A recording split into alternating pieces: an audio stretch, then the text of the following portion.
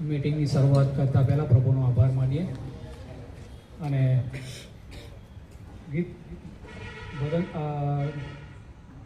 બાઇબલમાંથી આપણે 2 કલમો વાંચીશું અને મીટિંગની શરૂઆત કરીશું. ગીતશાસ્ત્રનું પુસ્તક એનો 119મો અધ્યાય અને એની 43મી કલમ.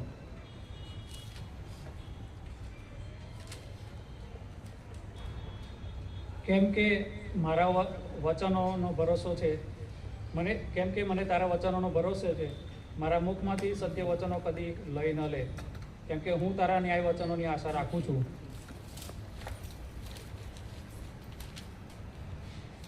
ગીતશાસ્ત્ર 119:66.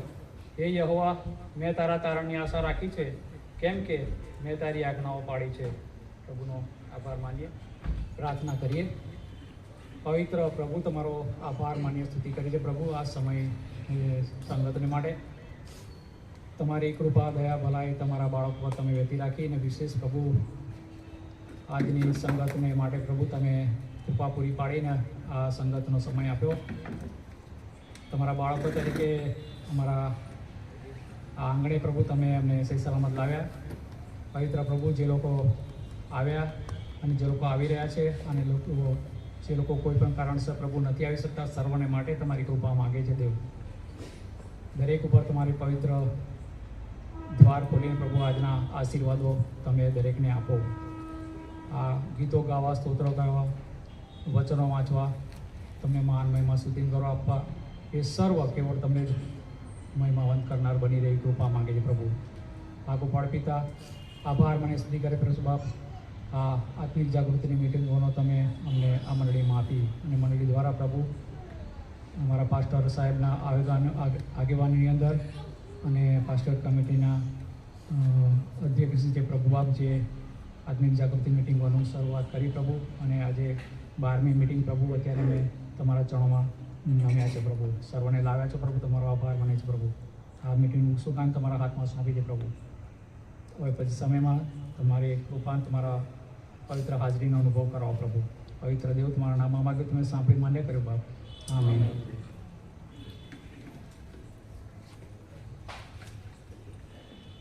ભજન સંગ્રહમાંથી ગીત ગાઈશું અને એમ્બાયફના જોવાનું આપણને ગીતમાં દોરશે.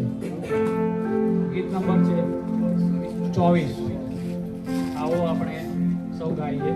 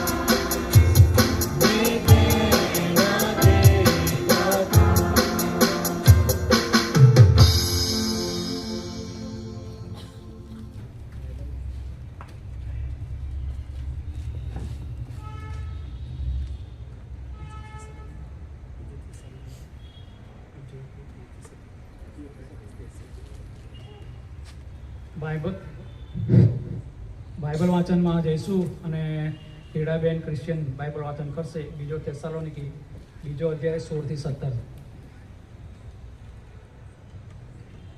હાર્યું.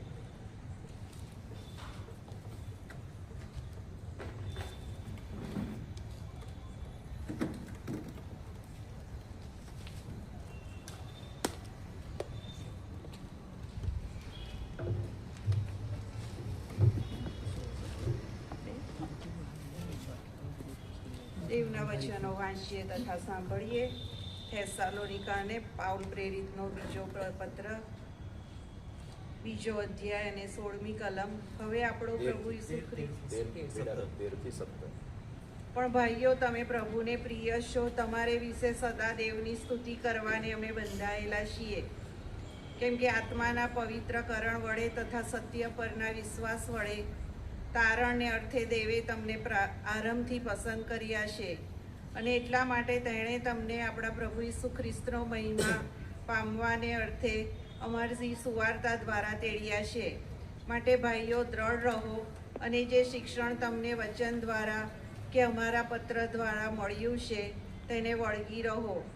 હવે આપણો પ્રભુ ઈસુ ખ્રિસ્ત પોતે ને દેવ આપણો બાપ, જેણે આપણા પર પ્રેમ રાખ્યો ને કૃપા કરીને આપણને સર્વકાળનો દિલાસો ને સારી આશા આપ્યા, તે તમારા હૃદયોને દિલાસો આપો ને દરેક સારા કામમાં તથા વચનમાં તમને દ્રઢ કરો.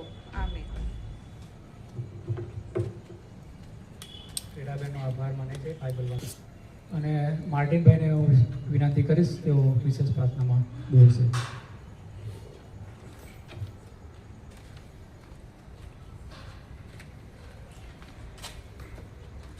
પ્રાર્થના કરીએ. પ્રભુ મારા જીવતા ઈશ્વર, અત્યારે તમારી હજુરમાં આવ્યા છે, તમારો પુષ્કળ આભાર માને છે. આજના દિવસને માટે, દિવસ દરમિયાનની કૃપાને માટે તમારો પુષ્કળ આભાર માને છે. પેરાડાઇઝ ઓરા, મિલાપનગરી અને આસપાસના વિસ્તારો તરીકે આ આત્મિક જાગૃતિની સંગતમાં અમે એકત્રિત થઈ શક્યા, તમારો પુષ્કળ આભાર માને છે. અત્યાર સુધીની તમે સંગતોને તમે પુષ્કળતાથી આશીર્વાદિત કરી, તમારા સેવકોને દોરવણી આપી, MYFની સેવાઓને આશીર્વાદિત કરી, તો પુષ્કળ આભાર માને છે. મંડળી માટે આભાર માને છે. મંડળીના તમે જે સેવકો આપ્યા છે એમની સેવાઓ માટે આભાર માને છે. વિવિધ અંગો અને સભ્યો અને સેવા આપનાર પ્રત્યેક આગેવાનોને માટે તમારો પુષ્કળ આભાર માને છે. અત્યારે તમારે હજુરમાં આવ્યા છે, તમારી કૃપા માગતા મંડળીને તમારા હાથમાં સોંપે છે, મંડળીની સેવાઓને તમારા હાથમાં સોંપે છે. તમારી કૃપા માગીએ છે, મંડળી તમને મહિમા આપનાર બને પિતાજી, અને તમારી સુવાર્તાની સુવાસ ફેલાવનાર મંડળી બને એ માટે અમે વિનંતી કરીએ છીએ. તમારી પુષ્કળ કૃપા કરો. મંડળીના એક સભાજનો અને પિતાજી તમે કૃપા આપો. એક સભાજન તમારા અંગત અનુભવમાં આવે, તમારી સાથેના સંબંધમાં આવે, એવી અમારી વિનંતી છે. અમારા બંને પાળક સાહેબોની સેવાઓને માટે કૃપા માગીએ છીએ. એમના કુટુંબને માટે તમારો કૃપા અને આશીર્વાદ માગીએ છીએ. બંને સેવકોની સેવાઓને પુષ્કળતાથી આશીર્વાદી કરો. મંડળીની જવાબદારી પિતાજી નિભાવવાને માટે તમારું જ્ઞાન ને તમારું ડાપણ આપો, અને તમારી ઈચ્છાને દોરવણીમાં અને મંડળીને દોરવણી આપવાને માટે, આગેવાની આપવાને માટે પુષ્કળ મદદ કરો. એમની સેવાઓ દ્વારા મંડળી આશીર્વાદિત થાય, વૃદ્ધિ પામે, તમને મહિમા કરનાર બને એ માટે તમારી કૃપા માગીએ છીએ. પાળક સાહેબોની સેવાઓ, પાસ્ટોર કમિટીની સેવાઓ મંડળીના વિવિધ અંગોની સેવાઓને તમારી પાસે લાવે છે, કૃપા માગે છે. એક અંગો સન્ડે સ્કૂલ, ક્વાયર, મહિલા મંડળ, સિનિયર સિટીઝન, મેડિકલ સમિતિ, કારભારી સમિતિ અને કબ્રસ્તાન સમિતિ અને ચર્ચ વ્યવસ્થા સમિતિ, દફતર સમિતિ, એક સમિતિને તમારા હાથમાં સોંપે છે. એની સાથે જોડાયેલા જવાબદાર વ્યક્તિઓને તમારી પાસે લાવે છે. તમારું જ્ઞાન બુદ્ધિ ડાપણ આપો અને પોતપોતાનું ક્ષેત્રમાં જે જવાબદારી છે એ નિભાવવા માટે મદદ કરો અને મંડળીના વૃદ્ધિમાં આ સર્વનું બહુ ઉપયોગી યોગદાન બની રહે માટે તમારી કૃપા માગે છે. આત્મિક જાગૃતિની જે સંગતો ચાલી રહી છે, હવે પછીની સંગતોને પણ તમારા હાથમાં સોંપે છે, તમારી કૃપા માગે છે. જે સંગતો થાય એ દ્વારા તમને મહિમા મળે એવું થાય. જો મોટી સંખ્યામાં વિસ્તારના ભાઈઓ બહેનો હાજર રહે, તમારા સેવકો દ્વારા વચન પરાક્રમ સહિત પોકારવામાં આવે, દરેકને માટે બહુ અર્થપૂર્ણ વચન બની રહે એ માટે તમારી કૃપા માગે છે. વાઇફની સેવાઓને પણ પુષ્કળ આશીર્વાદિત કરો. જુવાનોને પિતાજી કૃપા આપો, તમારું સામર્થ્ય આપો. સ્તુતિ આરાધનામાં દોરવણી આપવાને માટે એમની મદદ કરો અને દ્વારા પણ તમને મહિમા મળે એવી અમારી વિનંતી છે. ખાસ પ્રાર્થના કરતા તમારી કૃપા માગે છે. અમારા મંડળીમાં અને અમારા વિસ્તારોમાં જેઓ બીમાર છે તેમને તમારી પાસે લાવે છે. તમે દરેકને તમારા સાજાપણાના હાથના સ્પર્શ આપો, સાજાપણું આપો, તંદુરસ્તી આપો, શરીરમાંથી બીમારી દૂર કરો એવી અમારી વિનંતી છે. અમારા આ વિસ્તારના દરેક સભ્યોને તમારા હાથમાં સોંપે છે. તમે દરેકને તમે સંભાળો, તમારો આશીર્વાદ આપો. દરેક તમારી અંગત ઓળખમાં, તમારી સાથેના સંબંધમાં આવે એ માટે તમારી કૃપા માગે છે.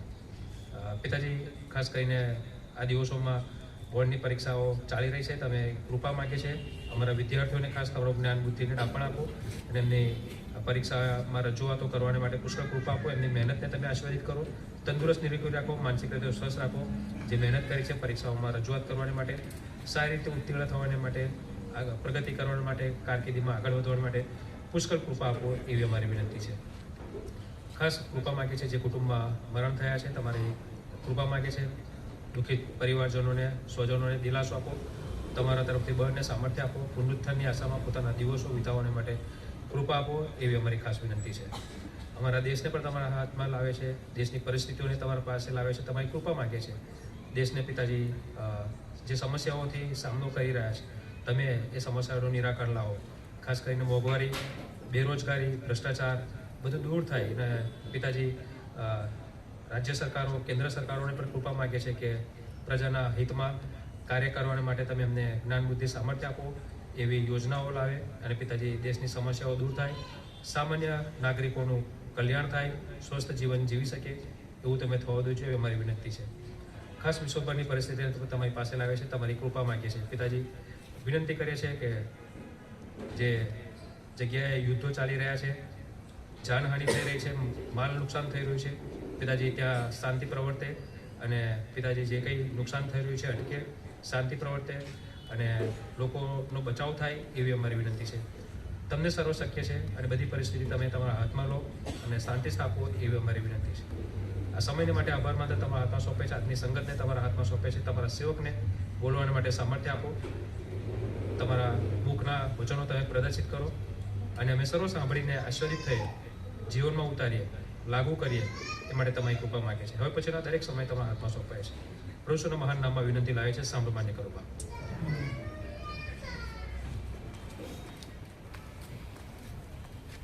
માર્ટિનભાઈનો આભાર માને છે વિશેષ પ્રાર્થનાને માટે.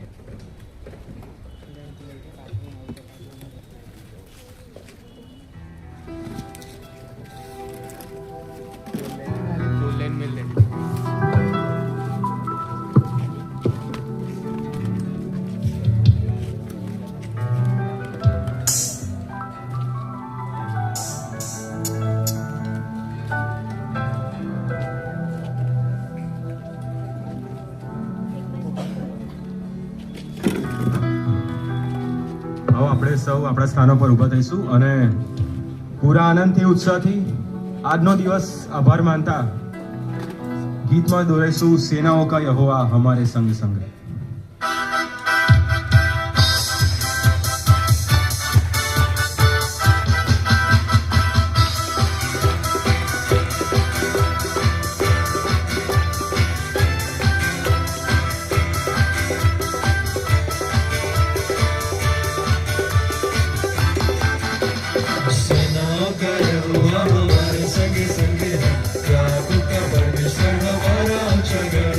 Senhor, का यहोवा हमारे संग संग है, याकूब का परमेश्वर हमारा ऊंचा गढ़ है। जिसने आकाश बनाया, जिसने पृथ्वी बनाई, जिसने आकाश बनाया, जिसने पृथ्वी बनाई, वो सर्वशक्तिमान प्रभु है, वो यहोवा हमारे संग संग है। वो सर्वशक्तिमान प्रभु है, वो यहोवा हमारे संग संग है। सेनाओं का यहोवा हमारे संग संग है, याकूब का परमेश्वर हमारा ऊंचा गढ़ है। सेनाओं का यहोवा हमारे संग संग है, याकूब का परमेश्वर हमारा ऊंचा गढ़ है। समुद्र को जिसने डुबाया, जंगल से मार को निकाला, समुद्र को जिसने डुबाया, जंगल से मार को निकाला, जो वायदे को करता है पूरा, वो यहोवा हमारे संग संग है। जो वायदे को करता है पूरा, वो यहोवा हमारे संग संग है। सेनाओं का यहोवा हमारे संग संग है, याकूब का परमेश्वर हमारा ऊंचा गढ़ है। सेनाओं का यहोवा हमारे संग संग है, याकूब का परमेश्वर हमारा ऊंचा गढ़ है। लाजरस को जिसने जिलाया, जक्कई को जिसने बचाया, लाजरस को जिसने जिलाया, जक्कई को जिसने बचाया, जिसके लिए सब कुछ संभालूं, वो यहोवा हमारे संग संग है। जिसके लिए सब कुछ संभालूं, वो यहोवा हमारे संग संग है।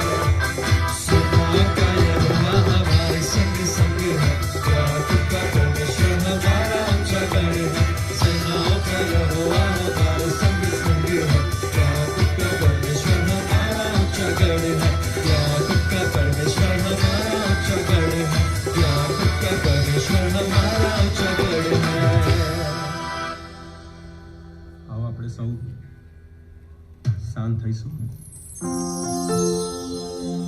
આપણે કશું જ નતા, આપણે શૂન્ય હતા, આપણું કોઈ અસ્તિત્વ નતું, પણ આપણા દેવે આપણા પર પ્રીતિ કરીને તેમનો એકાકી જનિત દીકરો પ્રભુ ઈસુ ખ્રિસ્ત આપણો ઉદ્ધાર કરવાને માટે, આપણા પાપીઓને ઉદ્ધારવા માટે જગત પર મોકલ્યો.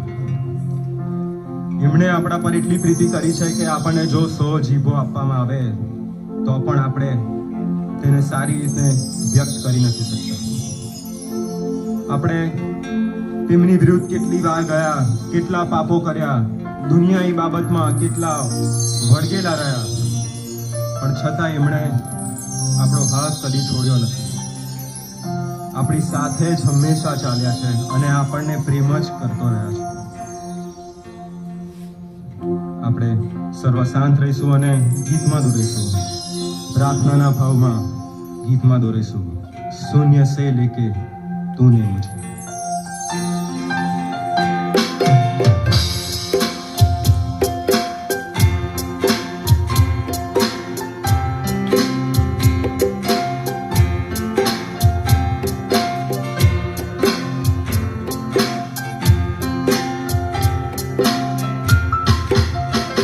शून्य से लेके तूने मुझे रच लिया अपने ही रूप में, प्रेम किया है अनंत प्रेम से, दिया पुत्र मेरी मुक्ति के लिए।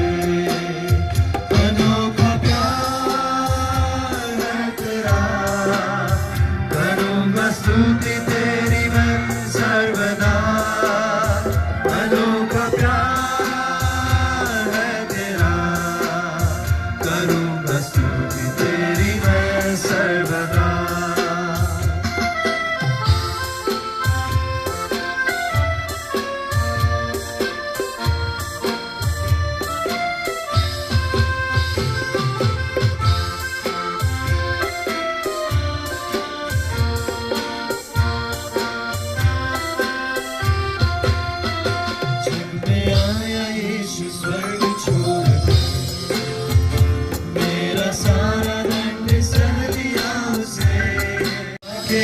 उठा के यीशु ने मुझे मुक्ति आज चंगाई दे दी है। अनोखा प्यार है तेरा, करूँगा स्तुति तेरी मैं सर्वदा। अनोखा प्यार है तेरा, करूँगा स्तुति तेरी मैं सर्वदा।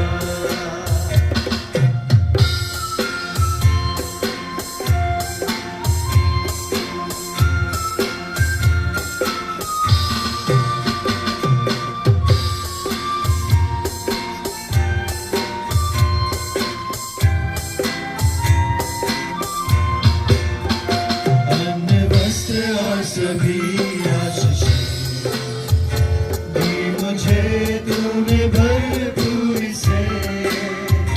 पकड़ो और सब मुसीबतों से आपकी पुतली जैसे संभाला मुझे। अनोखा प्यार है तेरा, करूँगा स्तुति तेरी मैं सर्वदा। अनोखा प्यार है तेरा, करूँगा स्तुति तेरी मैं सर्वदा। करूँगा स्तुति तेरी मैं सर्वदा। करूँगा स्तुति तेरी मैं सर्वदा। પવિત્ર પવિત્ર સૈન્યોના જીવતા જાગતા અમારા ઈશ્વર પિતા, અમને આ ઘડીએ સર્વને એકત્રિત કર્યા છે એના માટે આભાર માનીએ છીએ. આખા દિવસમાં અમે જે બી કામ કર્યા એમાં તમે અમને સહાય કરી, અમને પ્રેમ કર્યો, અમારા પાપો અપરાધો અમને માફ કર્યા. ગીતમાં કહ્યું છે એ પ્રમાણે અનોખા પ્યાર હે તેરા. હા પ્રભુ, તમારો અનોખો પ્રેમ છે. અમને અહીં સર્વને દોરી લાવ્યા છે એના માટે આભાર માનીએ છીએ. અમારા જે બી પાપ છે એ તમે માફ કરજો, તમારા લોહીથી અમને શુદ્ધ કરજો અને હંમેશા અમે તમારી સમક્ષ જોઈએ, તમારા માર્ગોમાં જ ચાલીએ તેવી અમને બળ, બુદ્ધિ અને જ્ઞાન આપજો. અમારા સેવક પ્રભુ, તમારા સેવક જે બી અહીંયા બી તમારી વાત કે એમના મુખે તમે બોલજો અને અમને સર્વને જ્ઞાન ભર્યું હૃદય આપજો. અમે સર્વ તમારી હાથમાં સોંપાતા પ્રભુ ઈસુના નામમાં, આમેન. આપણે આજે 10મી મિટિંગમાં મળ્યા છીએ અને આ 10મી મિટિંગ એ અત્યારે મિલાપ નગરી ને 12મી મિટિંગમાં આપણે મળ્યા છીએ અને આજે મિલાપ નગરી અને જે પેરેડાઇઝ ઓરા ફ્લેટના રહીશો અને મિલાપ નગરીના રહીશો, તમે બધા અહીં મિટિંગમાં હાજર છો. તમને બધાને જોઈને બહુ આનંદ થાય છે.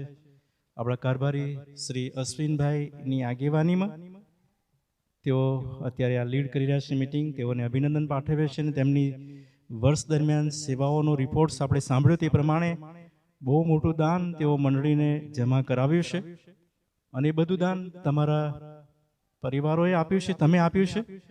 તમને બધાને બહુ અભિનંદન. તાળીઓથી આપણે વધાવીશું. તમને ખરેખર અભિનંદન પાઠવીએ છીએ. 2,33,000 જેવું દાન વર્ષમાં તમે જમા કરાવ્યું છે અને આત્મિક જાગૃતિ માસનું પણ દાન તેઓએ વાંચ્યું. એ બધા દાનોને માટે ખરેખર તમારો આભાર અમે માનીએ છીએ, અભિનંદન પાઠવીએ છીએ. અને અશ્વિનભાઈની આ સેવાઓને માટે અશ્વિનભાઈ બધા પરિવારોમાં જાય છે, પ્રાર્થના કરાવે છે, દાનો એકઠા કરે છે અને એ બહુ મોટી સેવા તેઓ કરી રહ્યા છે અને એટલા માટે તેઓને અભિનંદન પાઠવીએ છીએ. તેઓની સેવાઓ સાથે પાસ્ટેટ કમિટીમાં પણ તેઓ કબ્રસ્તાન સમિતિના સેવાઓ આપી રહ્યા છે અને સેવાઓને માટે તેઓને અભિનંદન પાઠવીએ છીએ. અત્યારે આપણે તેઓનું સન્માન કર્યું છે, તેઓએ આપણે બધાનું સન્માન કર્યું, ફૂલોથી સન્માન કર્યું છે. અત્યારે કમિટી દ્વારા જે પેન આપવામાં આવે છે, કારભારીપણું અને નાણાં સમિતિ દ્વારા અને કાંતિભાઈ દ્વારા આ પેન આપવામાં આવે છે. આપણા મુખ્ય સેક્રેટરી સાહેબ જેઓ આપણી મધ્ય હાજર છે, તેઓને વિનંતી કરીશ કે અશ્વિનભાઈને કારભારીને પેન આપશે અને તેમનું સન્માન કરશે અને આપણે એ સમય જોરદાર તાળીઓ પાડીશું, તેમને અભિનંદન પાઠવીશું. પ્રભુ તેમની સેવાઓને આશીર્વાદિત કરે.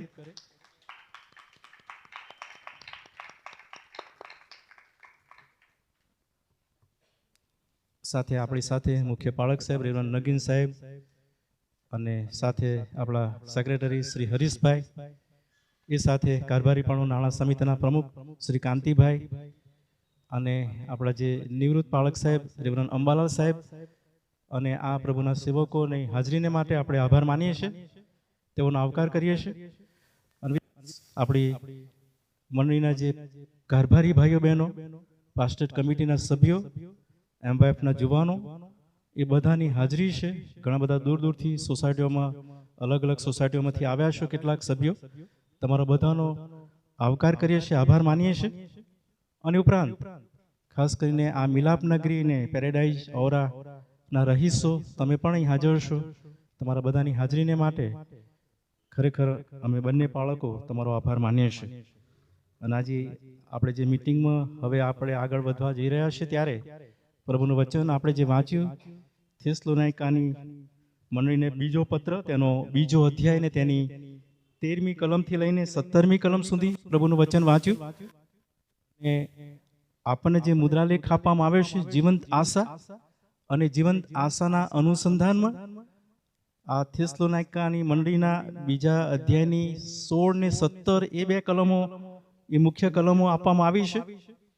અને બે કલમો જ્યારે હું વાંચતો હતો અને હું વિચારતો હતો કે આ કલમોમાં જે દિલાસારૂપી આશા બતાવવામાં આવી છે, અને એ જે આશા સંબંધી થેસલોનિકાની મંડળીને સંત પાઉલ પ્રેરિત જે જણાવવા માંગતા હતા, એ જ્યારે આપણે અહીંયા જ્યારે વાંચીએ છીએ ત્યારે એનો જો સંદર્ભ જાણવો હોય તો આ નાનું પુસ્તક છે, 3 અધ્યાયનું પુસ્તક છે. અને એ પુસ્તક સંત પાઉલે કેમ લખ્યું છે, એ લોકોને કેવા પ્રકારના પ્રશ્નો હતા અને એના અનુસંધાનમાં સંત પાઉલ એ શું જણાવવા માંગતા હતા, એ આપણે જાણવું જ પડે. જો આપણે જાણીશું તો આપણને ખબર પડશે કે આ 16મી ને 17મી કલમમાં સંત પાઉલ પ્રેરિત જે જીવંત આશા સંબંધી જે વાત કરી રહ્યા છે, એ કઈ પ્રકારની બાબત અને કયા પ્રકારનો દિલાસો છે. અને એ બાબત આપણે જોવું છે તો સંત પાઉલ પ્રેરિત આ જે પત્ર લખ્યો છે, એ તેની બીજી મિશનરી મુસાફરી દરમિયાન તેમણે થેસલોનિકાની મંડળીને સુવાર્તા આપેલી. તેમણે જ્યારે આ પત્ર લખ્યો ત્યારે ઈસવીસન 50 કે 51ના સમયગાળામાં આ પત્ર લખવામાં આવેલો. જે પહેલો પત્ર જે લખ્યો છે થેસલોનિકાની મંડળીને, એ પહેલા પત્રથી થોડા સમય પછી આ બીજો પત્ર લખ્યો છે. કેમ? કારણ કે પહેલો જ્યારે પત્ર લખ્યો ત્યારે તેમાં જે કંઈ ખ્રિસ્તના આગમન વિષયક જે બાબતો તેમણે નોંધી હતી, જણાવી હતી, એમાં ઘણું બધું કન્ફ્યુઝન થેસલોનિકાની મંડળીને હતું. અને એ લોકોના માઇન્ડમાં ખ્રિસ્તનો દિવસ અથવા ખ્રિસ્ત પાછા આવી રહ્યા છે અથવા યહોવાનો દિવસ, પ્રભુનો દિવસ નજીક છે, એ માન્યતાના અનુસંધાનમાં એ લોકો જે કંઈ પ્રકારે કન્ફ્યુઝ થયા હતા. અને એના વિશે જાણે કે સંત પાઉલ આ બીજા પત્રની અંદર સુંદર શિક્ષણ આપી રહ્યા છે. જ્યારે આ પત્ર હું વાંચતો હતો ત્યારે મને સમજ પડી કે આ પત્રની અંદર થેસલોનિકા શહેર અને એ આખી બાબતો ભૌગોલિક પણ આપણે જાણવી જરૂરી હતી. અને એ ભૌગોલિક બાબતો એટલા માટે કે યુરોપ ખંડના ગ્રીક દેશની અંદર આ શહેર આવેલું, જે સમુદ્ર કાંઠાનું પૂર્ણ બંદર હતું. પ્રેરિતોના કૃત્યના 17મા અધ્યાયમાં તમને એ મળશે માહિતી. એમણે સુવાર્તા આપીને ઘણી બધી કલમો મેં નોંધી છે. હું તમારી આગળ બધી કલમો વાંચીશ નહીં, પણ તમને કહીશ કે એ ગ્રીક એ મોટું શહેર હતું. એથેન્સ પછીનું એ બીજું શહેર હતું. અને ત્યાં જે બાબતો લખવામાં આવી છે તે પ્રમાણે 3 મુખ્ય બાબતો 3 અધ્યાયની અંદર તેમણે જણાવી છે. પહેલા અધ્યાયમાં તમે જાઓ તો સંતોને મંડળીને જે સતાવણી કરનારા જે લોકો હતા, સતાવણીકારો, અને એના કારણે મંડળીના લોકોમાં જે પરિસ્થિતિ ઊભી થઈ હતી, અને એ પરિસ્થિતિમાં સતાવણીની સ્થિતિમાં આ લોકોને ઉત્સાહ ટકી રહે અથવા આ લોકો પોતાના જીવનમાં વિશ્વાસમાં ટકી રહે, એ મહત્વનું હતું. અને એના માટે પહેલા અધ્યાયની અંદર સંત પાઉલ એ શિક્ષણ આપે છે. અને બીજા અધ્યાય જો તમે વાંચો તો બીજા અધ્યાયની અંદર જે બાબત લખવામાં આવી છે, જે આપણે કલમો વાંચી છે અને એમાં આપણે જઈશું. પણ અહીં જે મહત્વની બાબત છે તો એ છે કે પ્રભુનો દિવસ બહુ નિકટ છે. અને એ બાબતના અનુસંધાનમાં જે પ્રશ્નો તેમના હૃદયમાં હતા અથવા તેમના મનોમાં હતા, અને એના લીધે જે પ્રકારની કન્ફ્યુઝન હતું, અને એના વિશે જાણે કે સાચી બાબતો સંત પાઉલ બીજા અધ્યાયમાં જણાવવા કોશિશ કરી રહ્યા છે, પ્રશ્નના જવાબ આપવા પ્રયત્ન કરી રહ્યા છે. ત્રીજો અધ્યાય તમે વાંચો, બહુ નાનું પુસ્તક છે. અને ત્રીજા અધ્યાયમાં તમે જુઓ તો પ્રભુ ઈસુ પાછા આવવાના છે એવા કારણોસર કેટલાક લોકોએ જે કામ ધંધો છોડીને નિરાશ થઈને જે આળસુ બની ગયા હતા એવા લોકોને સંબોધીને જાણે ઘણી બધી બાબતોના સુધારા વિશે 3 અધ્યાયમાં લખવામાં આવ્યું છે. પણ હું તમને કહીશ કે આ જે બાબત જ્યારે હું વાંચતો હતો, સૌથી મહત્વનું બાબત એ હતું તે દિવસોમાં કેટલાક વિશ્વાસીઓને એવું લાગતું હતું કે પ્રભુનો દિવસ એ હવે એકદમ નજીકના સમયમાં આવી ગયો છે. પ્રભુ હવે પાછા આવી રહ્યા છે. પ્રભુનો ન્યાયનો દિવસ હવે આવી રહ્યો છે. અને એ પ્રકારની અફવાઓ જાણે કે મંડળીમાં બહુ જોર પકડ્યું હતું. અને એના કારણે ઘણા બધા લોકોએ પોતાના કામ ધંધો છોડી દીધો હતો. ઘણા બધા લોકો નિરાશ થઈ ગયા હતા. ઘણા બધા પોતે કોઈ પ્રકારની કોઈ પ્રવૃત્તિ કર્યા વગર જાણે કે હવે એ લોકો એક ચિત્તે એક મનમાં બેસીને પ્રભુની પાસે મંદિર અથવા તો તેમની પાસે જે વ્યવસ્થા હતી ત્યાં જતા હતા. અને પેલી જે આખી કૌટુંબિક વ્યવસ્થા કે સામાજિક વ્યવસ્થા કે જે કામ ધંધો કે જે બધી બાબતો છે એને સાઈડ પર કરી દીધી હતી. અને એવી પ્રકારની જે પરિસ્થિતિ બની હતી અને એના કારણે જે પ્રશ્ન ઊભો થયો હતો અને પ્રભુ ઈસુ હવે પાછા આવવાના છે એ બાબત સંબંધી સંત પાઉલ એ બીજા અધ્યાયની અંદર બહુ સરસ સુંદર શિક્ષણ આપી રહ્યા છે. એમાં 2 મહત્વની બાબત હતી. પહેલી જે બાબત હતી એ પ્રભુ ઈસુના ગગનગમન, અને બીજી જે બાબત હતી તે ગગનગમન પછી જે પ્રભુ ઈસુ ન્યાયકાળે હવે પાછા આવવાના છે એટલે પ્રભુનો દિવસ. એ બંને બાબતો અલગ અલગ છે અને બંને બાબતોના અનુસંધાનમાં બીજા અધ્યાયમાં સંત પાઉલ આ મંડળીના લોકોને શિક્ષણ આપી રહ્યા છે.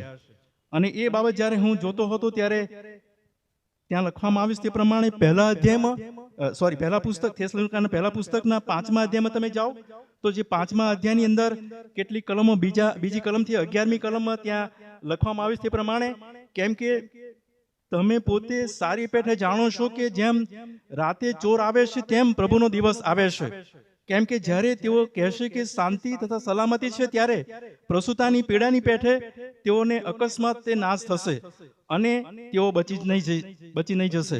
પણ ભાઈઓ, તમે અંધારામાં નહીં કે તે દિવસ ચોરની માફક તમારા પર આવી પડે. આ પ્રકારની જે બાબત પહેલા પત્રમાં સંત પાઉલે લખેલી, પ્રભુનો દિવસ નજીક છે અને એના અનુસંધાનમાં આ પ્રશ્નો એમના માઇન્ડમાં હતા. અને એ પ્રશ્નના અનુસંધાનમાં સંત પાઉલ આ બીજા પત્રની અંદર બીજા અધ્યાયની અંદર સરસ સુંદર બાબતો રજૂ કરે છે.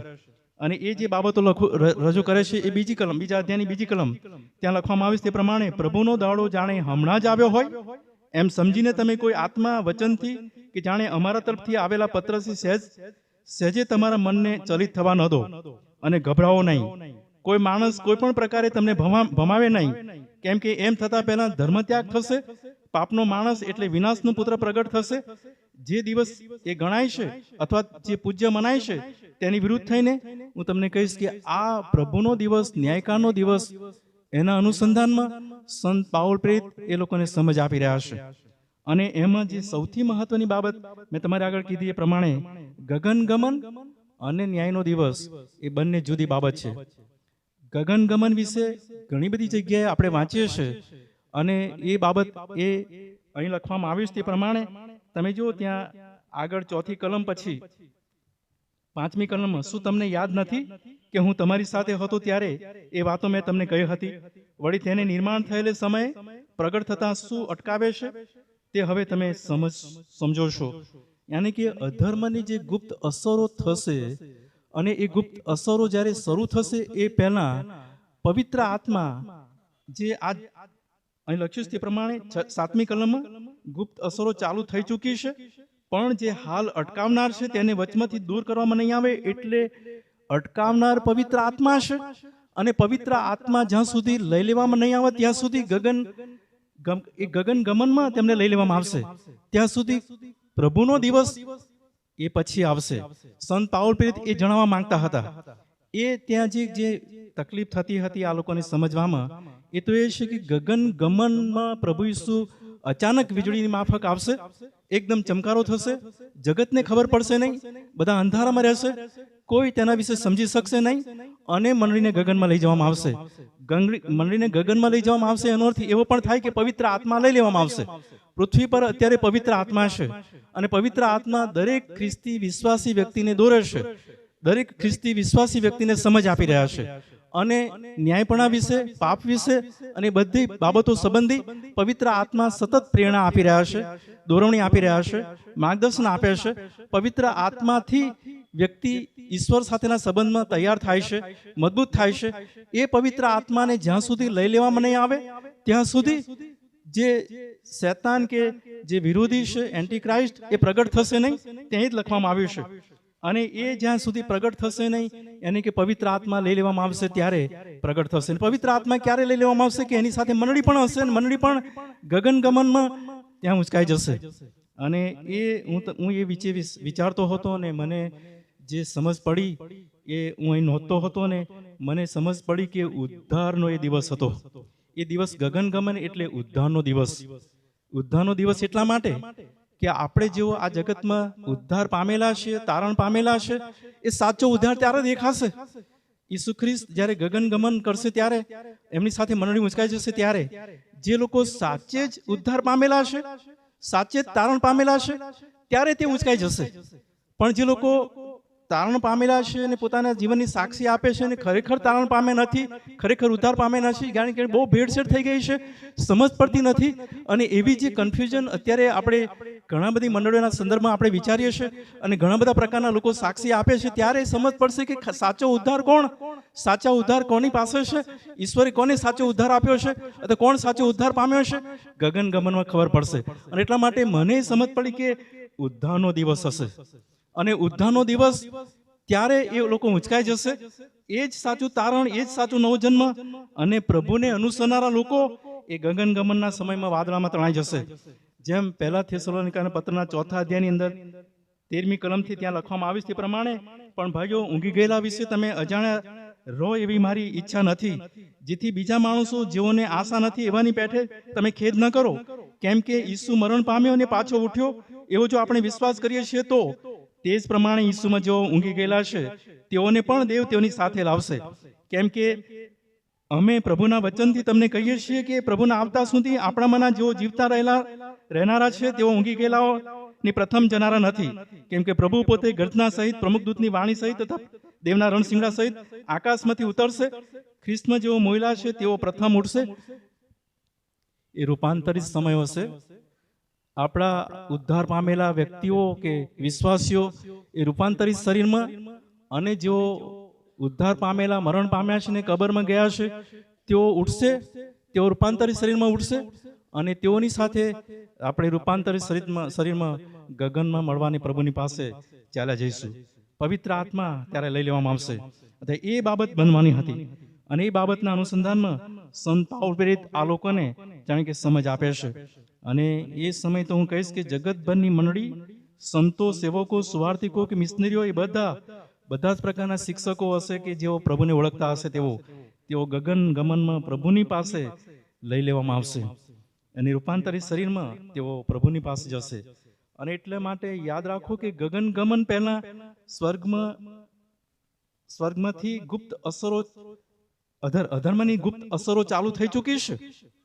અત્યારે જે પ્રકારની પરિસ્થિતિ આખા વિશ્વમાં જોવા મળી રહી છે, અથવા મંડળીમાં જોવા મળી રહી છે, અથવા સમાજમાં જોવા મળી રહી છે, એ પ્રકારની જે અનૈતિકતાઓથી માંડીને જૂઠાણા પોલિટિક્સમાં જે બધી પરિસ્થિતિઓ બદલાતી જઈ રહી છે, યુદ્ધો અને બધી પરિસ્થિતિમાં અત્યારે બહુ મોટી વળાંક આવી રહ્યો છે. એ ગુપ્ત અધર્મની ગુપ્ત અસરો ચાલુ થઈ ચૂકી છે, અને એ પૂરજોશમાં હવે તૈયારીઓ ચાલુ છે. અને બીજા અધ્યાયની 7મી કલમમાં લખ્યું છે તે પ્રમાણે, હાલ અટકાવનાર તેને વચમાંથી દૂર કરવામાં નહીં આવે ત્યાં સુધી તેને અટકાવવામાં આવશે. યાની ગુપ્ત અસરો રહેશે, પણ પવિત્ર આત્મા જ્યાં સુધી લઈ લેવામાં નહીં આવે ત્યાં સુધી એ ગુપ્ત અસરો રહેવાની છે. પણ પછી એ જાણે કે પ્રગટ થશે, અને એ એન્ટીક્રાઇસ્ટ પ્રગટ થશે, અને પછીનો જે સમય છે એ ભયાનક વિપત્તિકાળનો સમય આવશે. અને એ સમય પછી ખ્રિસ્તનું આગમન થશે, એ ન્યાયાધીશ તરીકે આવશે. અને એના વિશે જાણે કે સંત પાઉલ આ પત્રની અંદર, આ બીજા અધ્યાયની અંદર સારી બાબતો વિશે જણાવી રહ્યા છે. હવે આપણે 13મી કલમથી 17મી કલમ સુધી વાંચ્યું છે, અને હું તમને કહીશ કે બીજા અધ્યાયમાં જે બાબત લખવામાં આવી છે એ આપણે જ્યારે આ સંદર્ભમાં જોઈ રહ્યા છે ત્યારે હું તમારી આગળ એ બાબત એટલા માટે યાદ કરીશ કે આ 13મી કલમથી લઈને 17મી કલમ સુધી અહીં જે પ્રભુનું વચન આપવામાં આવ્યું છે એ બહુ મહત્વની બાબત બની જાય છે. ત્યાં લખવામાં આવ્યું છે તે પ્રમાણે 13મી કલમમાં લખ્યું છે તે પ્રમાણે, પણ ભાઈઓ તમે પ્રભુમાં પ્રિય છો, તમારે વિશે સદા દેવની સ્તુતિ કરવાને અમે બંધાયેલા છીએ, કેમ કે આત્માના પવિત્રીકરણ વડે તથા સત્ય પરના વિશ્વાસ વડે તારણને અર્થે દેવે તમને આરામથી પસંદ કર્યા છે. આ જે બાબત સંત પાઉલ પ્રેરિત એ લોકોની સાથે જે બાબત જણાવવા માંગે છે એ એટલા માટે જણાવવા માંગે છે કે આપણે જેઓ પ્રભુમાં વિશ્વાસ કરનારા, ઉદ્ધાર પામેલા, એ જગતના મંડાણ અગાઉ પ્રભુએ આપણને પસંદ કર્યા છે. પ્રભુએ આપણા જીવનોને જીવનના પુસ્તકમાં નોંધ્યા છે. અને એવા વ્યક્તિઓ કે જેઓ વિશ્વાસ કરે છે અને સાચા લોક પ્રભુના સેવકો સેવિકાઓ છે. અને એ વ્યક્તિઓ કે જેઓ અહીં 13મી કલમમાં લખ્યું છે તે પ્રમાણે તે લોકો આત્માના પવિત્રીકરણ વડે આરામથી પસંદ થયેલા લોકો, તેઓને પ્રભુ તેઓની સાથે લેશે. આ જ્યારે શબ્દ હું વાંચતો હતો ત્યારે મને સમજ પડી કે ઈશ્વરે અગાઉથી નિર્માણ કર્યું છે. ઈશ્વરે અગાઉથી એ પસંદ કરેલા લોકોને અલગ કરેલા છે. અને ઈશ્વરે અગાઉથી આયોજન અને અગાઉથી એમની યોજનાઓ છે. અને એ પ્રમાણે આ જગત અને તેનો ઇતિહાસ અને બધી બાબતો આગળ વધી રહી છે. અને એટલા માટે અહીં જે બાબત લખવામાં આવી તે પ્રમાણે થેસલોનિકાની મંડળીના લોકોને એ જણાવવા માંગતા હતા કે આત્માના પવિત્રીકરણ વડે તથા સત્ય પરના વિશ્વાસ વડે તારણને અર્થે દેવે તમને આરામથી પસંદ કર્યા છે. અને આ જે હું વાંચતો હતો ત્યારે મને એ બાબત વિશે વધારે સમજ પડતી હતી કે સત્ય પરના વિશ્વાસ વડે ઉદ્ધાર માટે પસંદ કર્યા છે. એ જ્યારે શબ્દમાં અકસ્માતે ઉદ્ધાર પામ્યા છે એવું નથી. હું તમને કહીશ કે ખ્રિસ્ત પરના વિશ્વાસથી આપણે તારણ પામ્યા છીએ. અને એ આપણી મહેનત કે આપણા જીવનથી અથવા તો આપણે જે સારું કરીએ છીએ એનાથી નહીં, પણ દેવની કૃપા હતી. અને દેવની કૃપાના કારણે તેમના દીકરા ઈસુ ખ્રિસ્ત દ્વારા પવિત્ર આત્માની સાથે આપણે જગતના મંડાળ અગાઉ પસંદ થઈને પ્રભુમાં હવે ઉદ્ધારને લાયક બન્યા છીએ. અને એટલા માટે જે પસંદગીની લાયકાત છે તે આપણા જીવન આધારિત નથી, પણ ઈશ્વરના કૃપાને આધારિત બની જાય છે. ઈશ્વરે તેમના દીકરા ઈસુ ખ્રિસ્તને આપણી મધ્ય મોકલીને આપણા માટે કિંમત ચૂકવી છે. આપણા માટે તેઓ વધસ્તંભ પર ગયા છે, તેમણે રક્ત વહેવડાવ્યું છે. હવે પ્રભુ ઈસુ ખ્રિસ્ત પર આપણે વિશ્વાસ કરીએ છીએ. આપણા પાપોને માટે આપણે લાયક નહોતા. પ્રભુને પસંદ કરે અથવા પ્રભુ આપણો ઉદ્ધાર કરે, પ્રભુ આપણને પસંદ કરીને બચાવી લે, એના માટે હું લાયક નહોતો. કારણ કે હું જૂઠો હતો, હું ભૂંડો હતો, આપણે બધા પાપી હતા. અને એટલા માટે કે એવા વ્યક્તિઓ હતા કે પ્રભુને આપણે પસંદ નહોતા, પણ પ્રભુએ તેમના દીકરા ઈસુ ખ્રિસ્તમાં આપણને તારણ આપ્યું. એ એમનો પ્રેમ બતાવે છે. અને પ્રેમની સાથે તેમની કૃપા આપણા જીવનમાં આવી. અને એ કૃપાના કારણે આપણાથી નહીં પણ ઈશ્વરની કૃપાથી આપણે તારણ પામ્યા. અને એ તારણ એના કારણે શું થાય કે ભલે આપણે નબળા કે પાપી કે અધૂરા કે ગમે તેવા હોય, પણ ઈશ્વરનો પ્રેમ અને ઈશ્વર પ્રેમ દ્વારા જે ઉદ્ધાર આપ્યો છે એ વધારે આશીર્વાદિત બન્યો છે. અને એટલે પસંદગી એ આપણા જીવનમાં જે પસંદગી ઈશ્વરે જે કરી છે એ આપણા જીવનને માટે આપણી જે યોગ્યતાઓ કે આપણી જે બાબતો છે એના અનુસંધાનમાં નથી, પણ ઈશ્વરની કેવળ કૃપા છે. 14મી કલમમાં એ બાબત વાંચવાની મળે છે. ત્યાં લખવામાં આવ્યું છે તે પ્રમાણે એટલા માટે તેણે તમને આપણા પ્રભુ ઈસુ ખ્રિસ્તનો મહિમા પામવાને અર્થે અમારી સુવાર્તા દ્વારા તેડ્યા છે. અને સુવાર્તા એ દેવનું પરાક્રમ, તારણ પામનારું પરાક્રમ છે. એ સુવાર્તા દ્વારા ઈસુ ખ્રિસ્ત એ આપણા હૃદયમાં વાત કરે છે, વસવા આવે છે, સમજ આપે છે, પવિત્ર આત્મા પાપ વિશે જણાવે છે. અને આપણે જ્યારે સમજ પામીએ છીએ ત્યારે આપણે પ્રભુની પાસે કબૂલાત સાથે જઈએ છીએ. અને એ મહત્વની બાબત થેસલોનિકાની મંડળીને પ્રભુ સંત પાઉલ જણાવવા માંગતા હતા. અને એના અનુસંધાનમાં જે બાબતો મને આગળ શીખવાની મળી એ 15મી કલમમાં ત્યાં લખ્યું છે તે પ્રમાણે, ત્યાં આ પ્રમાણે લખ્યું છે 15મી કલમ, માટે ભાઈઓ દ્રઢ રહો અને જે શિક્ષણ તમને વચન દ્વારા કે અમારા પત્ર દ્વારા મળ્યું છે તેને વળગી રહો. આ જે વચન જ્યારે આપણે વાંચીએ છીએ ત્યારે હું તમને કહીશ કે આ કલમમાં સત્યમાં સ્થિર રહેવાનું કીધું છે, અથવા ન્યાયમાં સ્થિર જીવન જીવવાનું છે, સત્યમાં સ્થિર જીવન જીવવાનું છે. અને ખોટા શિક્ષણથી અને ખોટી બાબતો અથવા ખોટા કન્ફ્યુઝનથી અને ખોટી માન્યતાઓથી આપણે બહાર નીકળવાનું છે.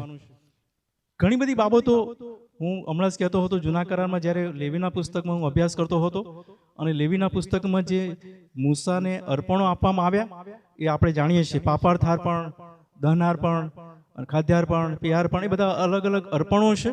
અને એ અર્પણો ત્યારે હતા, એ વારંવાર દર વર્ષે અથવા તો એમને વારંવાર આપવા પડતા હતા. પણ હવે નવા કરારમાં એ બધા અર્પણો બંધ થઈ જાય છે. નવા કરારમાં હવે પ્રાયશ્ચિતકરણ આવે છે, સાથે પવિત્રીકરણ આવે છે, નવીનીકરણ આવે છે. એ આખી સંત પાઉલની થિયોલોજી હવે શરૂ થાય છે. સંત પાઉલે કીધું કે આપણે રોજે રોજ નવા થવાનું છે, ઈસુ ખ્રિસ્ત પર વિશ્વાસ કર્યો છે, આપણે સંપૂર્ણતાની પાયરી સુધી પહોંચવાનું છે, આપણે પરિપક્વ થવાનું છે, આપણા વિશ્વાસમાં આપણે મજબૂત થવાનું છે, આપણે દૂધ પીતા બાળકો રહેવાનું નથી અને દિવસે દિવસે વધારે ને વધારે આગળ વધવાનું છે. હું તમને કહીશ કે આપણે જ્યારે બીમાર હોઈએ છીએ ત્યારે દવાઓ લઈએ છીએ, મેડિસિન્સ લઈએ છીએ, અને એ દવાઓ જ્યાં સુધી સાજાપણું મળતું નથી ત્યાં સુધી આપણે લઈએ છીએ. અને એ જ પ્રમાણે આપણે પ્રાર્થનાઓ પણ કરીએ છીએ. જ્યાં સુધી સાજાપણું મળતું નથી ત્યાં સુધી પ્રાર્થનાઓ કરીએ છીએ. પ્રભુનું વચન પૂરું થાય છે ત્યાં સર્વદા પ્રાર્થના કરવી જોઈએ, કાયર થવું નહીં. અને એ પ્રમાણે આપણે સતત પ્રાર્થનાઓ કરીએ છીએ અને પ્રભુ આપણને સાજાપણું આપે છે, પ્રભુ આપણી પ્રાર્થનાઓ સાંભળે છે, પ્રભુ આપણને આશીર્વાદ આપે છે. એવી જ બાબત સંત પાઉલ પ્રેરિત નવા કરારની અંદર તેમના પત્રની અંદર જણાવે છે. સંત પાઉલ પ્રેરિતનો જણાવવાનો હેતુ એ છે કે તમે રોજે રોજ ખ્રિસ્તની નજીક જાઓ, ખ્રિસ્તની પાસે જાઓ, તેમાંથી શીખીએ. પ્રભુ આપણને નવા નવા રહસ્યો આપશે, પ્રભુ આપણને નવું સંદર્શન આપશે, પ્રભુ આપણને નવી નવી બાબતો જણાવશે. અને એ બાબતો જણાવવાને માટે દરરોજ ખ્રિસ્તની પાસે જવાનું છે, દરરોજ કબૂલાત કરવાની છે, દરરોજ એ પ્રમાણે આગળ વધવાનું છે. અને એટલા માટે ખોટા શિક્ષણથી બચવાનું છે, ખોટી બાબતોથી બચવાનું છે, ખોટી માન્યતાઓથી બચવાનું છે, પણ સત્યમાં સ્થિર થઈને ચાલવાનું છે. અને લખ્યું છે તે પ્રમાણે આપણે એ પ્રમાણે દ્રઢ થવાનું છે. ત્યાં એ જ બાબત છે કે દ્રઢ રહો.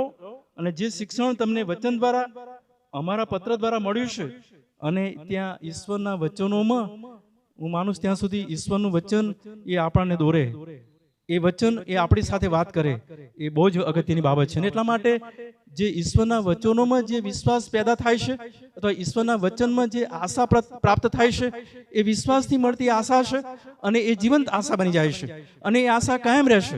અને એટલા માટે અહીં જે લખવામાં આવ્યું છે, સંત પાઉલ પ્રેરિત જણાવવા માંગે છે, એ તો એ છે કે આપણને જ્યારે અગાઉથી જે પસંદ કરવામાં આવ્યા છે ત્યારે આપણે સત્યમાં સ્થિર રહીને આપણે દ્રઢ થઈએ.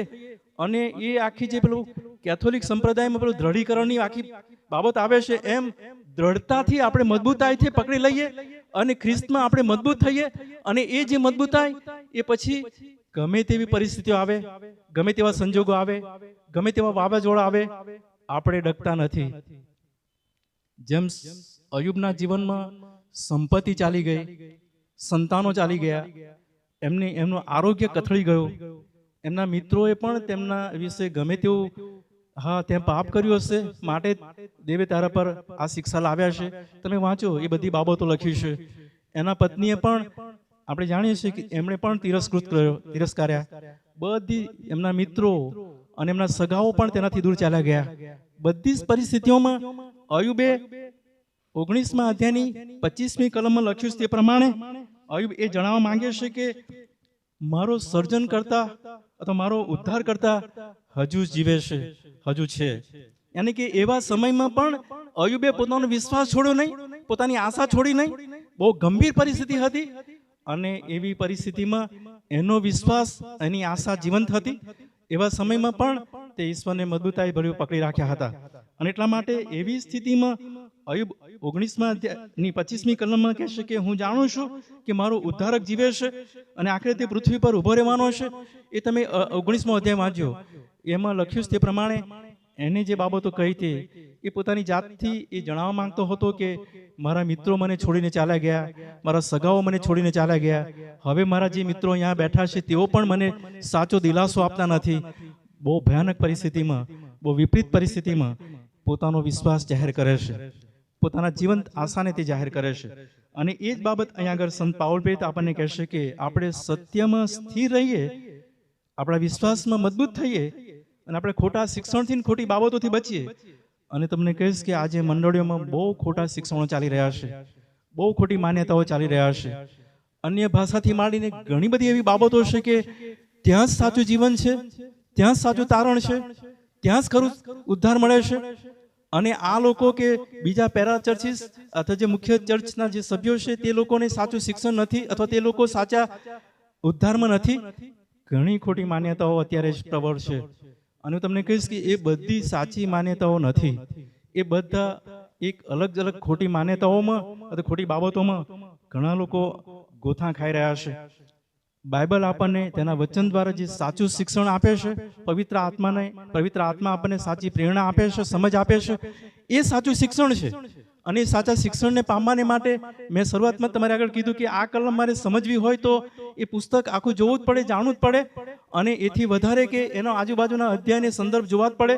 કેમ લખવામાં આવ્યું છે, શા કારણ હતું, શું પ્રશ્ન હતો અને શા માટે સંત પાઉલે આવું લખ્યું, એ જ્યારે જાણીશું નહીં તો આપણને એ સમજ પડશે નહીં કલમની, અને એ સમજ પડશે નહીં ત્યારે સુધી આપણે આગળ વધી શકીશું નહીં. જો આપણે એ પ્રમાણે કરીશું નહીં તો ખોટા અર્થઘટનો થશે, ખોટી માન્યતાઓ ઊભી થશે, અને એવું અત્યારે બહુ મોટે પાયે થઈ રહ્યું છે. અને એટલા માટે જે આશાની બાબત એ લખવામાં આવી છે એ હું તમારી આગળ કહીશ કે આશાનું પરિણામ તો હૃદયમાં જાણે કે જે દિલાસો, સાચો દિલાસો છે, શાંતિનો દિલાસો, એ મહત્વનો બની જાય છે. એ અંધકારમાં પ્રકાશ આપે છે, તોફાનમાં શાંતિ આપે છે, અને આપણા આંસુઓમાં વિશ્વાસ આપે છે. આંસુઓમાં એટલે આપણે બીમાર હોય કે મુશ્કેલીમાં હોય કે તકલીફમાં હોય કે આપણે નિરાશ થઈ ગયા હોય એવી સ્થિતિમાં પણ એ આપણો વિશ્વાસ ટકાવી રાખે છે. માત્ર શબ્દોથી નહીં પણ સાચા અનુભવો, સાચી અનુભૂતિ ઈશ્વર દ્વારા થાય છે, પવિત્ર આત્મામાં થાય છે, અને એથી આપણા જીવનને આશીર્વાદ મળે છે. અને એવા પ્રકારના જીવનના કારણે આપણી આશાનું જે મુખ્ય કાર્ય હું તમને કહીશ કે એ સ્થિરતા આપે છે, અને પ્રેમમાં આપણને વધારે મજબૂતાઈ મળે છે. એમાં આપણે વિશ્વાસમાં અડગ થઈએ છીએ અને મુશ્કેલીઓનો સામનો કરી શકીએ છીએ. અને એ મુશ્કેલીઓ અયુબની જેમ મેં કીધું તે પ્રમાણે ગમે તેવી પરિસ્થિતિઓ આવે, ગમે તેવા પ્રશ્નો આવે, એનો વિશ્વાસ ચાલુ રહ્યો. ગીત શાસ્ત્ર 125 મેં હમણાં થોડા સમય પહેલા પણ યાદ કર્યું હતું આ વચન, અત્યારે કહીશ કે આપણે ત્યાં લખવામાં આવ્યું તે પ્રમાણે ભરોસો રાખનારાઓ સિયોન પહાડ જેવા છે, અને સિયોન પહાડને કદી ખસેડી શકાય નહીં, એને નમાવી શકાય નહીં. આપણે જાણીએ છીએ કે એવા વિશ્વાસમાં અડગતા આપણા જીવનમાં ત્યારે જ આવશે કે આપણે સત્યમાં સ્થિર બનીશું. અને સંત પાઉલે કીધી એ પ્રમાણે હવે ખોટી માન્યતાઓથી બહાર રહીશું અને વચનો તરફ જઈશું.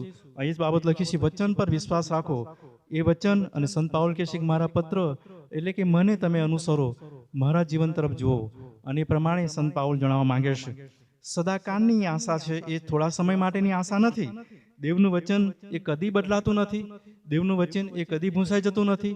માણસોના વચનો બદલાઈ જાય, માણસોના વચનો ભૂંસાઈ જાય, માણસ અભી બોલે ને અભી ફોક થઈ જાય અથવા ફરી જાય, એના વિશે કોઈ વિશ્વાસ કે ખાતરી હોતી નથી. પણ ઈશ્વર કદી બોલે અને ફરી જાય એવું કદી બનતું નથી. ઈશ્વરના વચનો કદી બદલાતા નથી, અને ઈશ્વરના વચનો કદી બદલાતા નથી. માટે સદાકાળની આશા, અનંતકાળની આશા એ ચાલુ રહેશે. એ જીવનને ખાતરી મળે છે. એ વધસ્તંભ પર એમણે કાર્ય પૂર્ણ કર્યું છે, એ અનંતકાળને માટે એ કાર્ય પૂર્ણ કર્યું છે, અને સંપૂર્ણ કર્યું છે. ને એ સંપૂર્ણ કાર્યમાં પ્રભુ આપણને લઈ ગયા છે. અને હવે આપણે જ્યારે ઈસુ ખ્રિસ્ત પર વિશ્વાસ કર્યો છે ત્યારે આપણને એ ખાતરી છે કે આપણે ખ્રિસ્તમાં, સત્યમાં સ્થિર જીવન જીવીએ, આશીર્વાદિત જીવન જીવીએ, દ્રઢ થઈએ, અડગ વિશ્વાસમાં વધીએ અને ઈશ્વરને મહિમા આપીએ. ઈશ્વરનો મહિમા પ્રગટ કરવો એ આપણા જીવનને માટે બહુ અગત્યની બાબત છે. અને તમને કહીશ કે અહીં જે બાબત લખવામાં આવી છે તે પ્રમાણે 16મી ને 17મી કલમ પ્રમાણે એ આપણને સર્વકાળનો દિલાસો, સારી આશા આપણને આપવામાં આવી છે. એ સર્વકાળનો દિલાસો એ અનંતકાળનો દિલાસો છે. એ દરેક હૃદયોને માટે દિલાસો આપે છે. દરેક સારા કામ અને વચનમાં દ્રઢ થવાને માટે એ દિલાસો મળી રહ્યો છે. અને આપણે વિશ્વાસ કરીએ છીએ માટે આપણને એ પ્રકારનો દિલાસો પ્રભુ આપી રહ્યા છે. આપણે મંડળીના સભ્યો તારણ પામેલા છીએ, વચનો પર વિશ્વાસ કરીએ છીએ, વચનો વાંચીએ છીએ, પ્રાર્થનાઓ કરીએ છીએ. હવે આપણા વિશ્વાસમાં આપણે આગળ વધવાનું છે.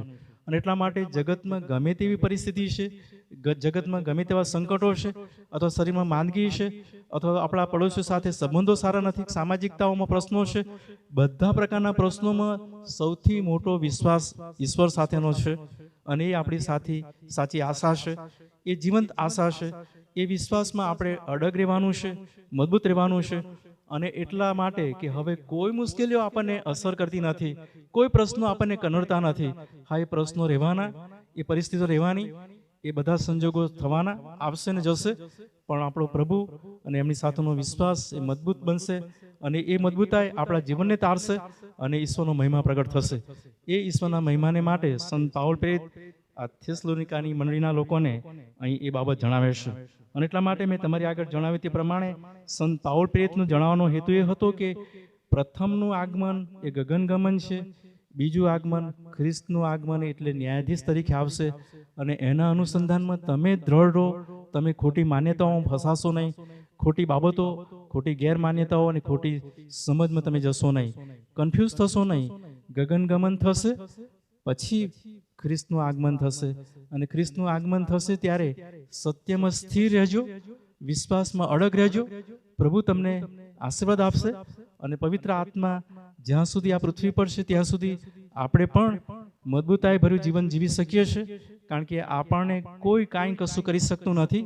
પવિત્ર આત્મા આપણો બચાવ કરે છે, આપણી સાથે છે, પ્રભુની હાજરી આપણી સાથે છે, આપણને દોરે છે. એટલા માટે આ વચનો જે આપણને બળ આપે છે, દિલાસો આપે છે, દ્રઢતા માટે જણાવે છે, જે આપણા જીવનમાં બહુ જરૂરનું છે. અને આ વચનો દ્વારા પ્રભુ આપણ બધાને વધારે સમજ આપે અને આશીર્વાદ આપે. આમીન.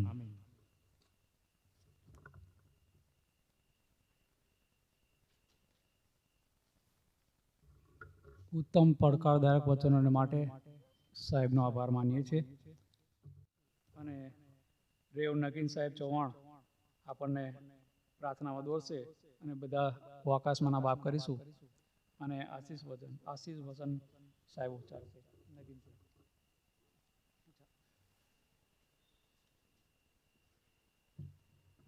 પ્રાર્થના કરીએ. સ્વર્ગીય ગૌરવી પ્રેમાળીશ્વર પિતાજી, આભાર માનીએ છીએ આ રાત્રિની પળોમાં ખુલ્લા આકાશ નીચે તમારો મહિમા પ્રગટ કરવાને માટે ને આ ચાલ્યા જતા વર્ષોમાં તમારું સ્મરણ કરીને અમારા આત્મિક જીવનમાં વૃદ્ધિને અર્થે જે વચનો જરૂરી છે વચનો શીખવાને માટે ને અમારી જીવંત આશાને મજબૂત કરવાને અર્થે અમે એકત્ર થઈ શક્યા. તમારા સેવકની મારફતે વચન જે પીરસવામાં આવ્યું, અમે એવા સમુદાયમાં અને સંપ્રત સમયમાં જીવીએ છીએ કે અમારી આશાઓ નબળી પડી જાય. ઘણા બધા એવા પ્રલોભનો, પરિસ્થિતિઓ વિકટ છે ને એ બધામાં થઈને અમારે પાર ઉતરવાનું, જે અમારા વિશ્વાસને નબળો કરી દે એ સ્વાભાવિક છે. અને એટલે આ વચનો જે બાઇબલમાં અમને આપવામાં આવ્યા છે એ રોજબરોજ અમારા જીવનને અને અમને પ્રભુ ઈસુ ખ્રિસ્ત જે મરણ પામ્યા, સજીવન થયા અને એમનામાં જે આશામર છે, અનંતકાળની આશા છે, એની તરફ અમે વધી રહ્યા છે. ત્યારે વચનો અમને દિન પ્રતિદિન પ્રોત્સાહન, ઉત્તેજન, અમારા વિશ્વાસને દ્રઢ કરે છે અને શીખવામાં તમે આજે અમારી મદદ કરી, અમે આભાર માનીએ છીએ. અમે અમારી મંડળીના સ્થાપક રેવરન્ડ જ્હોન વેસ્લી સાહેબને યાદ કરીએ છીએ. તેમનો 2 દિવસ પહેલા મરણ દિવસ હતો કે જેમણે અમને બહુ અદ્ભુત વારસો આપ્યો અને એમણે પવિત્ર આત્મા પર ખૂબ ભાર મૂક્યો. અને આજે અમારી મંડળીઓમાં પવિત્ર આત્માની ખોટ વર્તાઈ રહી છે. અમે ખૂબ પ્રયત્ન કરીએ છીએ આત્મિક રીતે વૃદ્ધિ પામવાનો, પણ પવિત્ર આત્માના શિક્ષણ પર વિશ્વાસ મૂકતા નથી. પણ રેવરન્ડ જ્હોન વેસ્લી સાહેબે પવિત્ર આત્માને આવકાર્યા, સ્વીકાર્યા. અને એ જ રીતે અમે જે સમયોમાં જીવીએ છીએ, અમારો સંબોધક એટલે પવિત્ર આત્મા અમને મદદ કરે છે. એ અમને સર્વ સત્યમાં દોરી જાય છે, નવીનીકરણ તરફ લઈ જાય છે, નવા જન્મનો અનુભવ આપે છે, ખ્રિસ્ત ઈસુમાં અમારી આશાને મજબૂત કરે છે. એની તરફ દ્રષ્ટિ કરીને એને સ્વીકારવાને માટે, આવકારવાને માટે અમે પોતે વ્યક્તિગત રીતે તૈયાર થઈએ. એને માટે મારી મદદ કરજો. આ વ્યવસ્થા આજે શ્રી કારભારી અશ્વિનભાઈએ બધી વ્યવસ્થાઓ કરી, અમે મળી શક્યા અને સાથે સંગત કરી શક્યા. અને આપ સર્વ પોતાનો કિંમતી મૂલ્યવાન સમય કાઢીને પ્રભુના વચનો શીખવાને માટે અને પ્રભુને માન આપવાને માટે, અને જેણે મારા ને તમારા માટે પોતાનું બલિદાન આપ્યું અને મારા ને તમારા માટે એણે શાશ્વત જીવન અને જીવંત આશાની જે વ્યવસ્થા ઊભી કરી એને ફરીથી વધારે તાજી કરવાને માટે આપણે બધાએ આપણો સમય આપીને એકઠા થયા, વચન શીખ્યા અને પવિત્ર આત્માએ આપણા સર્વની ઉપર આચ્છાદન કર્યું છે અને આપણને સ્પર્શ કર્યો છે. અને અનુભવ સાથે જ્યારે આપણે પરત પાછા જઈએ ત્યારે દેવની કૃપા અને સમક્ષ આપણી સાથે રહે. હજુ પણ આપણે કોઈક જગ્યાએ કમતી માલુમ પડ્યા છે તો આપણે વ્યક્તિગત રીતે પ્રભુની સાથે સીધા સંબંધમાં આવીએ, જેથી કરીને આપણને મળેલી જીવંત આશા એ વધારે મજબૂત થાય. પ્રભુ, અમે ફરીથી તમારા હાથોમાં સોંપાતા તમારા સેવકના મુખ દ્વારા તમે બોલ્યા, આભાર માનતા અમે સર્વ તમારા હાથોમાં સોંપાઈએ છીએ. ખ્રિસ્ત ઈસુ અમારા જીવતા પ્રભુને નામે અમારી આ પ્રાર્થના સાંભળો, સ્વીકાર કરો. આમેન. વો આકાશમાંના અમારા બાપ, તમારું નામ પવિત્ર મનાવો, તમારું રાજ્ય આવો, જેમ આકાશમાં તેમાં પૃથ્વી ઉપર તમારી ઈચ્છા પૂરી થાય. દિવસની અમારી રોટલી આજ અમને આપો, જેમ અમે અમારા ઋણીને માફ કર્યા છે તેમ તમે અમારા ઋણોને માફ કરો. કેમ કે રાજ્ય, પરાક્રમ તથા મહિમા સર્વકાળ સુધી તમારા છે. આમીન.